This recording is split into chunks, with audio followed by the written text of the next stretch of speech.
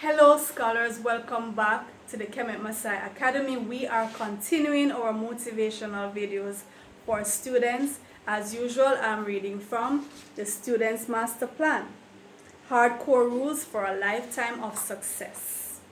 The topic that I'm looking at right now is do your own work as best as you can.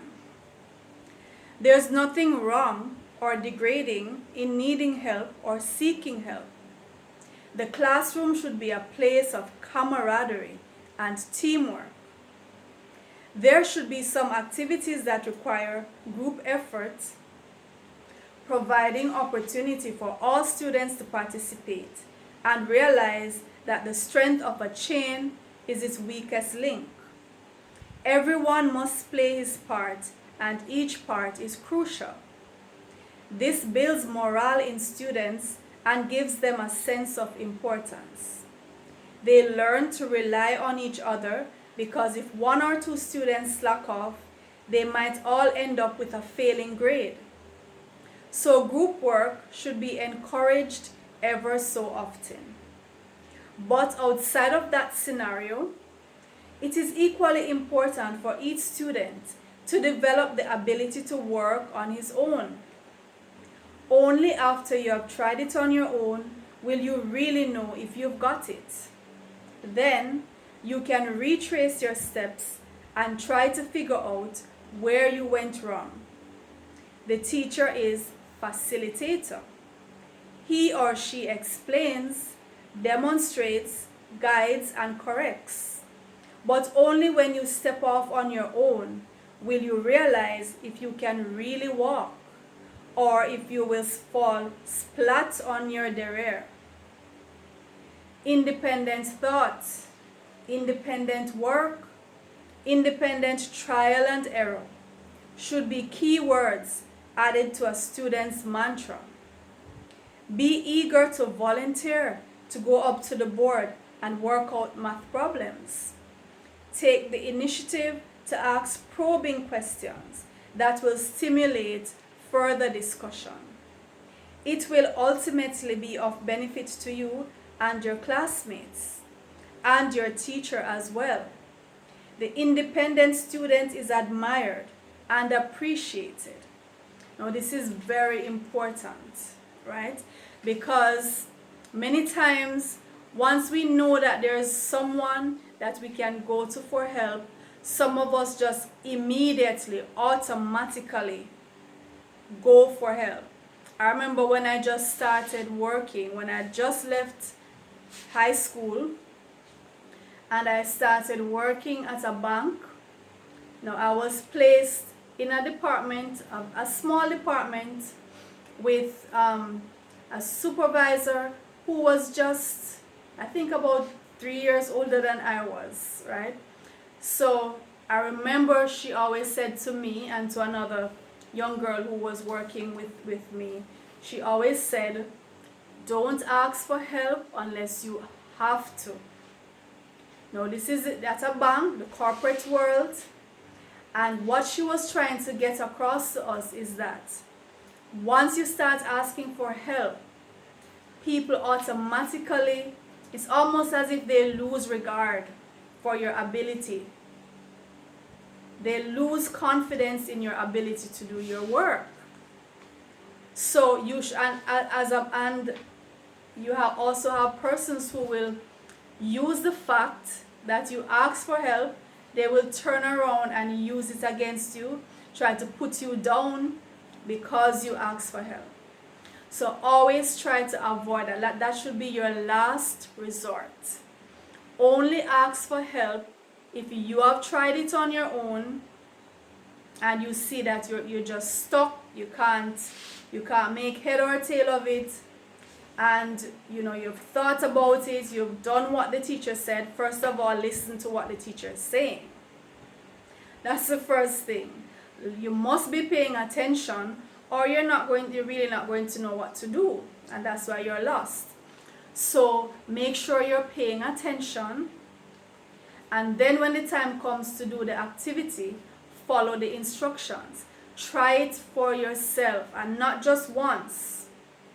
Don't just try it once and give up. Don't just think about it once and give up. Run it over in your head a couple times.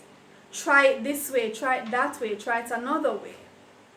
And then only when you see that you cannot make it out, then you can ask your neighbor or go to the teacher and express that you're having difficulties and you need a little extra help. When it comes to group work, if you have been placed in a group and each member of the group has been assigned a particular task, make sure that you do the task that has been assigned to you. Too many students cop out of their responsibility when they are given group work, especially if they know that the other members of the group have a good work ethic, they're hard workers, and their grade is important to them, so they're going to put out the effort. Some students, when they know this, they take advantage of it. And so they just slack off, they don't do any work because they know that the other group members will pull up their slack. But I'll always encourage students, once you find someone who is like that, report that person to the teacher. Yes, you might have to do the extra work that they didn't do because your grade will suffer if you don't.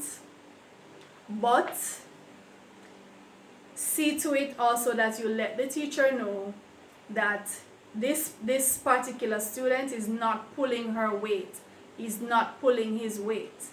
Always try to do what has been assigned to you, whether it's just personal work or you're in a group situation. Pull your own weight. Do your own thinking. Don't be too quick to be running to someone for help.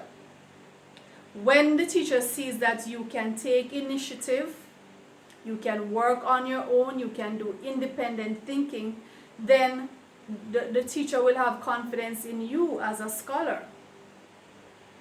And your own confidence will build, because the more you attack these problems on your own and you realize that, hey, I can do this, I can figure this out, I did this all by myself. You know, when toddlers learn to do something by themselves, they are so proud and they come and they say, look at this, I did this by myself.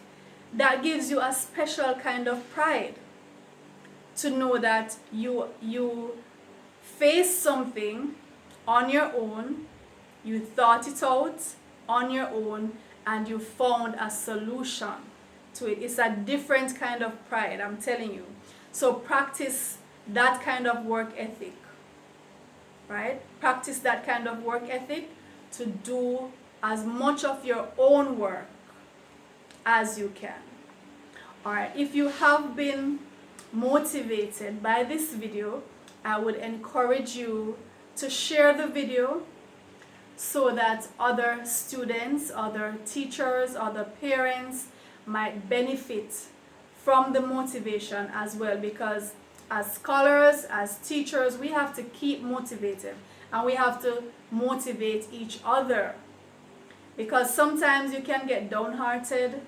You know, if things aren't going the way you planned, you're not achieving your goals, you may have failed a test and you thought you had prepared for the test and you failed. A lot of things can happen to demotivate us, and so we have to keep ourselves inspired. So share the video, share these motivational videos so it may benefit others. Please subscribe to the Kemet Maasai Academy, and remember, we don't just have motivational videos. We have mathematics videos from grade 4 all the way to grade 11. And we might expand beyond grade 11 in time to come. But so far, from grade 4 to grade 11, take advantage of that and share those videos as well with your siblings, your classmates, your friends, your neighbors. Anyone who you know is struggling with mathematics, or anyone who just wants to stay on top of things, stay ahead of the class, stay ahead of the teacher, share the videos as far and wide as you can. We don't want to be selfish and hoard the information, right? Share them far and wide.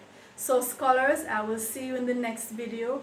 Thank you so much for watching these motivational videos and the mathematics videos. Take care.